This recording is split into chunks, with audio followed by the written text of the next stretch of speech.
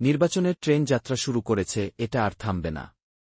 অন্তর্বর্তী সরকারের প্রধান উপদেষ্টা মুহাম্মদ ইউনুস বলেছেন, নির্বাচনী সংস্কারের সিদ্ধান্ত হয়ে গেলে খুব দ্রুত নির্বাচনের রোডম্যাপও রূপরেখা পাওয়া যাবে।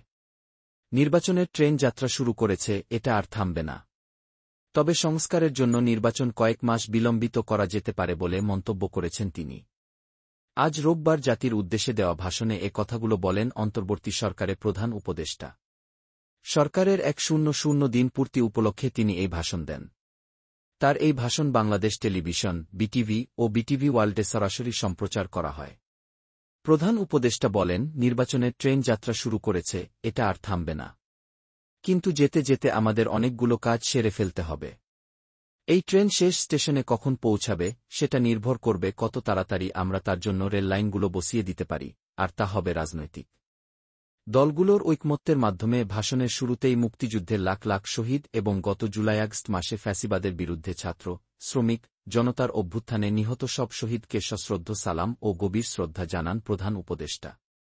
একই সঙ্গে স্মরণ করেন ফ্যাসিবাদী শক্তির বিরুদ্ধে লড়াই করে যারা আহত হয়েছেন, পঙ্গুত্ব বরণ করেছেন, চোখের দৃষ্টি হারিয়েছেন, যারা 9 দফা নিয়ে দাঁড়িয়েছেন, যারা 1 দফা নিয়ে দাঁড়িয়েছেন এবং যারা দেশকে এক হিংস্র স্বৈরাচারের হাত থেকে বাঁচিয়েছেন তাদের। অন্তর্বর্তী সরকারের প্রথম 100 দিন অতিক্রম করার কথা উল্লেখ করে ইউনুস বলেন, তাদের এক কঠিন পরিস্থিতিতে দায়িত্ব গ্রহণ করতে হয়েছে। ছাত্রশ্রমিক জনতার অভূতপূর্ব অভ্যুত্থানের পর ফ্যাসিস্ট সরকার প্রধান পালিয়ে গেলে দেশ সরকার শূন্য হয় সাময়িকভাবে। পুলিশ প্রশাসনও এ সময় সম্পূর্ণ নিষ্ক্রিয় হয়ে পড়লে উদ্বেগজনক এক পরিস্থিতির সৃষ্টি হয়। স্বৈরশাসনে বিপর্যস্ত এ দেশকে সবাই মিলে। আমরা মনে করি না যে একটি নির্বাচন কমিশন গঠন করে দিলেই নির্বাচন আয়োজনে আমাদের দায়িত্ব শেষ। রাষ্ট্র ব্যবস্থায় সংস্কার আমাদের এই সরকারের অন্যতম অঙ্গীকার। আপনারাই আমাদের এই ম্যান্ডেট দিয়েছেন।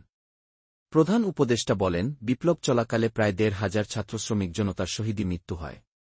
সরকার প্রতিটি মৃত্যুর তথ্য অত্যন্ত যত্নের সঙ্গে জোগাড় করছে। এই বিপ্লবে আহত হয়েছেন 1,9,931 জন। আহত ব্যক্তিদের জন্য ঢাকার 3টি হাসপাতাল সহ বিভিন্ন বিশেষায়িত হাসপাতালে চিকিৎসার ব্যবস্থা করা হয়েছে।